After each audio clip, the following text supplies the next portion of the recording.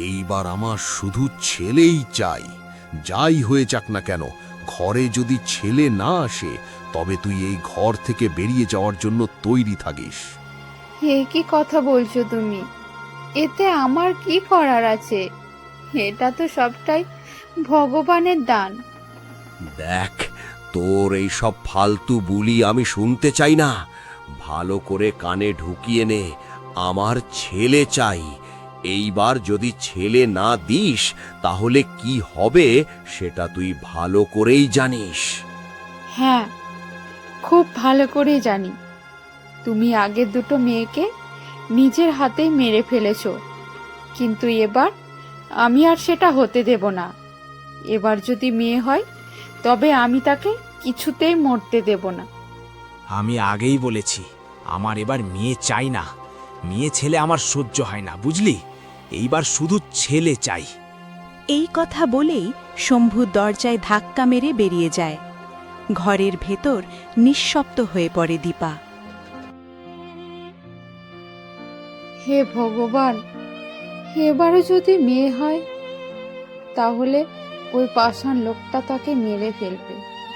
না না, আমি আর সহ্য করতে পারছি না। আমাকে কিছু একটা করতেই হবে, কিন্তু কি করব? সন্ধে নামতেই শম্ভু ক্লান্ত মন নিয়ে ঘরের দরজা খুলে ঢুকে পড়ে। আজ সারা দিনটা একেবারে বেকার চলে গেল। কি হয়েছে? তোমার কি হয়েছে গো? এত চিন্তিত দেখাচ্ছে। কাল আমি কয়দিনের জন্য শহরে যাচ্ছি। গ্রামে এখন একেবারেই কাজকর্ম নেই। ভোরবেলায় উঠে তাড়াতাড়ি খাবার তৈরি করে দিস। আচ্ছা, বানিয়ে দেব। এইভাবে কয়েকদিন কেটে যায়। শম্ভু তখন শহরে, আর গ্রামের ওই ঘরে কয়েকদিনের নীরবতার পর এক যন্ত্রণার রাত শেষে জন্ম নেয় একটি কন্যা সন্তান। হায় রে কপাল, আবারও মেয়ে। ও যদি জানতে পারে তাহলে ওকে আর আমাকে বাঁচতে দেবে না। কি যে করব? আমাকে যেভাবে হোক বাচ্চাটাকে বাঁচাতেই হবে। অনেক দিন হলো ও শহরে আছে, যে কোনো সময় ফিরে আসতে পারে, কিন্তু আসার আগে ওকে আমাকে কোথাও লুকিয়ে রাখতে হবে। বাচ্চাটাকে কোলে নিয়ে দীপা জঙ্গলের দিকে হাঁটে। পথ হারিয়ে গভীর জঙ্গলে পৌঁছে শেষমেশ এসে দাঁড়ায় এক রহস্যময় গুহার সামনে। হ্যাঁ, এই জায়গাটাই ঠিক আছে। আমার বাচ্চাকে এখানেই লুকিয়ে রাখতে হবে, কেউ জানতেও পারবে না। দিনের আলোতেই দীপা গোপনে গুহার কাছে আসে। চারদিকে তাকিয়ে নিশ্চিত হয় কেউ দেখছে না। তারপর বাচ্চাটাকে বুকে টেনে দুধ খাওয়ায়। তাজ শেষ হলেই শিশুটাকে গুহার ভেতর রেখে নিঃশব্দে ফিরে যায় বাড়ির পথে। পরদিন সকালে শম্ভু হঠাৎ বাড়ি ফিরে আসে। তুমি এত তাড়াতাড়ি ফিরে এলে? হ্যাঁ, যা এক গ্লাস জল নিয়ে আয়, খুব পিপাসা পেয়েছে। এই তো এনে দিচ্ছি, দাঁড়াও। এই দাঁড়া, বাচ্চাটা কি হয়ে গেছে? আমার ছেলে কোথায়? এক্ষুনি এনে দে। ও ও ও আসলে কি ও করছিস কেন? বল আমার ছেলে কোথায়? বাচ্চাটা মৃত জন্মেছে। ধুর, কপালটাই পোড়া আমার। আগে দুটো মেয়ে আর এবার তো একেবারে মরা। যা, আমার সামনে থেকে সরে পড়। দীপা কাঁদতে কাঁদতে চলে যায়। পরের দিন সকালে এইভাবে আর কতদিন লুকিয়ে রাখবো? তবুও একবারের জন্য ওর কাছে আমাকে যেতে হবে। শোনো, রান্নার কাঠ ফুরিয়ে গেছে। আমি জঙ্গল থেকে কয়েকটা কাঠ কুড়িয়ে আনছি। যা তাড়াতাড়ি যা, খিদে সহ্য হচ্ছে না আমার। দীপা তাড়াতাড়ি জঙ্গলের পথ ধরে যায়। সেখানে পৌঁছে সে তার ছোট্ট মেয়েটাকে কোলে তোলে। তারপর দীপা নিজের বুকের দুধ খাওয়াতে শুরু করে। মায়ের উষ্ণ স্পর্শ আর দুধ পেয়ে শিশুটি ধীরে ধীরে শান্ত হয়ে যায়। মারে, আমাকে ক্ষমা করে দিস। তোকে আমার কাছ থেকে দূরে রেখে যেতে হচ্ছে, কিন্তু আমি কি করব বল? তোকে বাড়িতে নিয়ে গেলেই তোর বাবা তোকে মেরে ফেলবে। বাচ্চাটি দুধ খেয়ে তৃপ্ত হয়ে ঘুমিয়ে পড়ে। দীপা নিঃশব্দে কাঠগুলো তুলে নিয়ে বাড়ির পথে ফিরে যায়। কাঠ আনতেই তোর এত সময় লাগে? একদম কথা বাড়াবি না, চুপ করে রান্নায় লাগ। পরের দিন সকালে দীপা আবারও জঙ্গলে যাওয়ার জন্য প্রস্তুত নিচ্ছিল। তখনই তার স্বামী এসে বলল, আজ আবার দড়ি নিয়ে কোথায় যাচ্ছিস? রান্নার কাঠ শেষ হয়ে গেছে, তাই কাঠ আনতে যাচ্ছি। রোজ কাঠ শেষ হয় কি করে? আমার খুব খিদে পেয়েছে। বাড়ির পেছনে কিছু কাঠ আছে, ওগুলো নিয়ে আয়, জঙ্গলে পরে যাবি। আজ আমি কি করব? আজ যদি আমি না যাই তাহলে আমার বাচ্চাটা খিদে জ্বালায় খুব কান্না করবে। অন্ধকার গুহার ভেতরে একলা পড়ে থাকা ছোট্ট শিশুটির কান্না যেন বনের নীরবতা ছিঁড়ে দিচ্ছিল। ঠিক সেই সময় বনের পথ দিয়ে শুকনো কাঠ কুড়িয়ে ফিরছিলেন এক বৃদ্ধা কাঠুরে ঠাকুমা। এ কি, এ গভীর জঙ্গলে মানুষের বাচ্চার কান্না? না, আমার কান কি ভুল শুনছে? ঠাকুমা ধীরে ধীরে গুহার কাছে এগিয়ে গেলেন। ওরে আমার কপাল! হায় ভগবান, এ কি দেখছি! এতটুকু একটা শিশুকে এই জনমানবহীন জঙ্গলে কে ফেলে রেখে গেল? মানুষ কি করে এত পাষাণ হতে পারে? এই শুনশান বনে বাঘ ভাল্লুকের অভাব নেই, একটু এদিক ওদিক হলেই তো বাচ্চাটার প্রাণ যেত। শিশুটিকে বুকে জড়িয়ে ধরে ঠাকুমা গভীর চিন্তায় ডুবে গেলেন। না রে সোনা, তোকে আমি মরতে দেব না। তুই যখন আমায় আঁকড়ে ধরেছিস, তখন ঈশ্বরই তোকে আমার কাছে পাঠিয়েছেন। আজ থেকে তুই আমার নাতনি। এদিকে শিশুটির মা দীপা স্বামীকে খাবার দিয়ে হন্তদন্ত হয়ে গুহার দিকে ছুটে এলো, কিন্তু গুহা তখন শূন্য। আমার সোনা মা, আমার লক্ষ্মী মেয়ে, কোথায় গেলি মা? আমার কথা বল সোনা মা, একবার মা বলে ডাক দে। কোনো হিংস্র পশুতে কি আমার কলিজার টুকরাকে খেয়ে ফেললো? হে ঈশ্বর, কোন পরীক্ষায় ফেললে আমায়? আমার স্বামী তো আগে মেয়ের শত্রু ছিল, আজ তুমি কি আমার কোল খালি করে দিলে? বুক ফাটা হাহাকার নিয়ে দীপা শূন্য হাতে গ্রামে ফিরে গেল। সে জানল না, এক দয়ালু কাঠুরে তার মেয়েকে যমের মুখ থেকে বাঁচিয়ে নিয়েছে। বনের প্রান্তে এক জরাজীর্ণ কুঁড়ে ঘরে শুরু হলো এক নতুন জীবন। আয় মায়, একটু ছাতুর জল খেয়ে নে।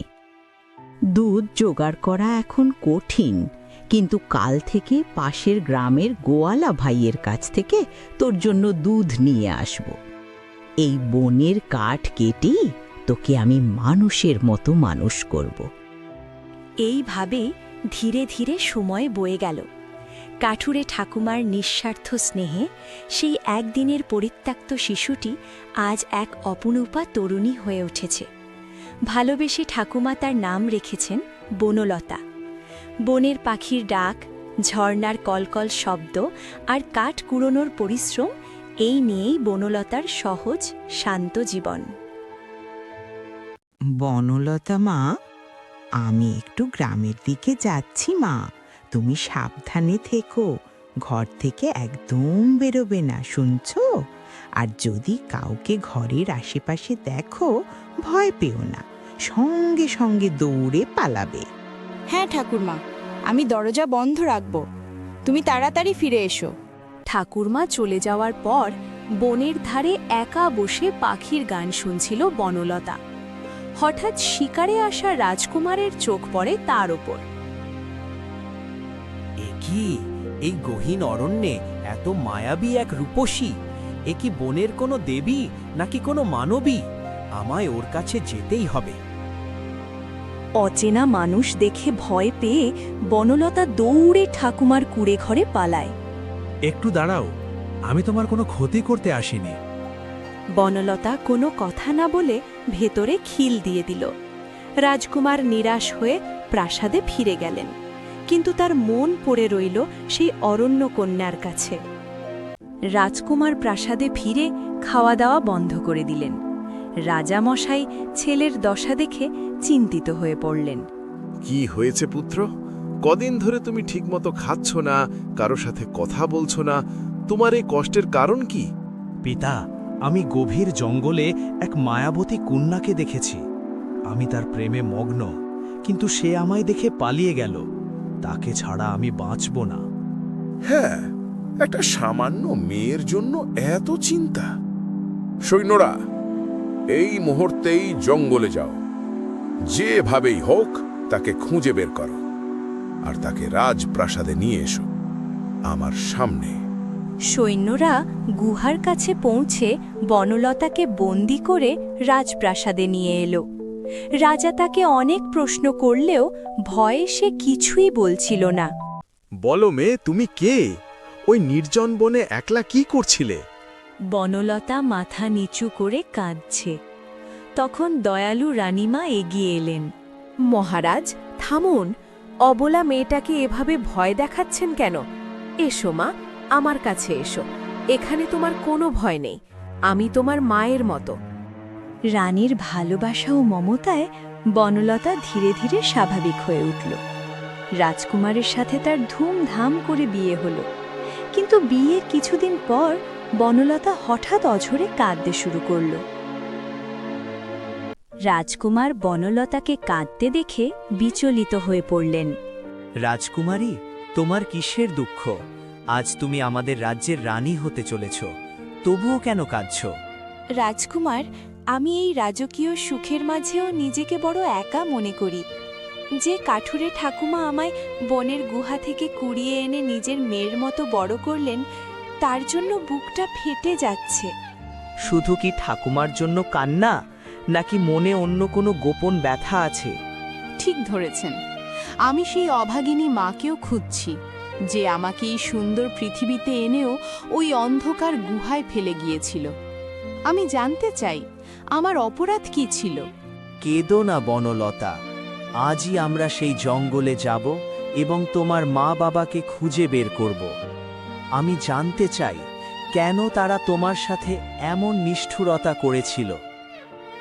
রাজকুমার তাকে নিয়ে বনের সেই পুরনো কুঁড়েঘরে পৌঁছালেন, যেখানে বনলতা বড় হয়েছে।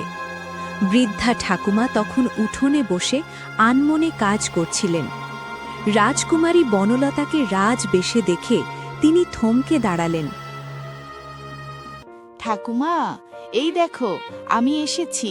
আমি আর রাজপ্রাসাদে থাকতে পারছিলাম না, তোমার জন্য বুকটা ফেটে যাচ্ছিল। আমার নাতনি, আমার বনলতা, তুই রাজরানী হয়েছিস। এখন এই জরাজীর্ণ কুড়ে ঘরে তোর কি আর মানায় রে মা? আমি তো ভেবেছিলাম তুই তোর ঠাকুমাকে ভুলেই গিয়েছিস। না ঠাকুমা, বনলতা আপনাকে এক মুহূর্তের জন্যেও ভোলেনি। ও রাজ সুখের চেয়েও আপনার স্নেহকে বড় মনে করে। কিন্তু আজ আমরা এক বিশেষ কারণে এসেছি। ঠাকুমা, আপনিই বনলতাকে মৃত্যুর মুখ থেকে বাঁচিয়েছেন, কিন্তু আমরা জানতে চাই ওকে ঠিক কোথায় এবং কোন অবস্থায় পেয়েছিলেন। ওর আসল বাবা মা কারা? সে এক ভয়ঙ্কর দিন ছিল বাবা। 18 বছর আগের কথা।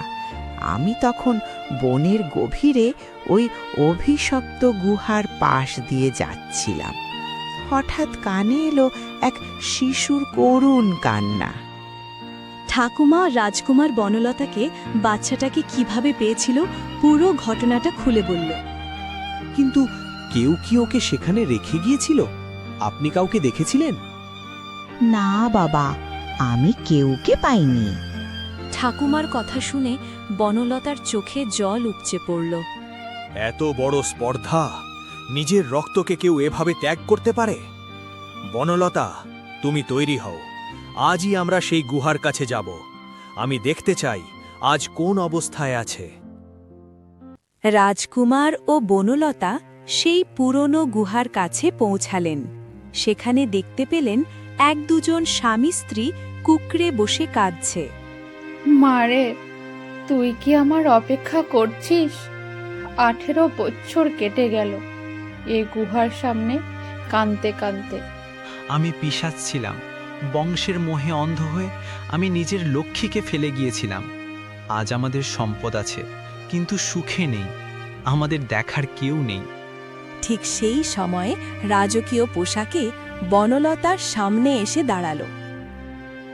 আপনারা কি সেই দম্পতি যারা এক শিশুকে এখানে মৃত্যুর মুখে ছেড়ে গিয়েছিলেন? হ্যাঁ মা, আমরাই সেই হতভাগা। আজ এই পাপের বোঝা সইতে পারছে না। মা, বাবা, চেয়ে দেখো তোমাদের মেয়ের দিকে। আমি মরিনি, আমি তোমাদের ক্ষমা করতে ফিরে এসেছি। শম্ভু আর দীপা প্রথমে বিশ্বাসই করতে পারছিলেন না। শম্ভু তড়িঘড়ি করে বনলতার পায়ের কাছে পড়ে গেলেন। মা, আমার মা ফিরে এসেছে। আমায় তুই লাথি মার মা, আমায় শাস্তি দে। আমি তোর বাবা হওয়ার যোগ্য নই, আমি পশুর চেয়েও অধম। উঠে দাঁড়াও বাবা, মেয়েদের মন বড় কোমল হয়। তোমাদের এই 18 বছরের কান্না আমার সব অভিমান ধুয়ে দিয়েছে। আমি আজ রাজরানী, তবুও মা বাবার আশীর্বাদ ছাড়া আমার জীবন অসম্পূর্ণ।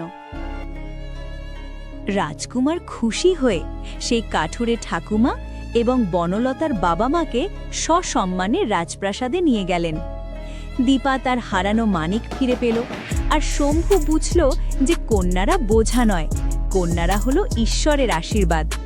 সেই থেকে তারা সবাই মিলে পরম সুখে দিন কাটাতে লাগলো। এই গল্পটি যদি আপনার মনে সামান্য হলেও ছোঁয়া দিয়ে থাকে, তাহলে আমাদের চ্যানেলটি সাবস্ক্রাইব করে পাশে থাকবেন। আপনার একটি সাবস্ক্রাইব আমাদের নতুন গল্প তৈরির সবচেয়ে বড় শক্তি।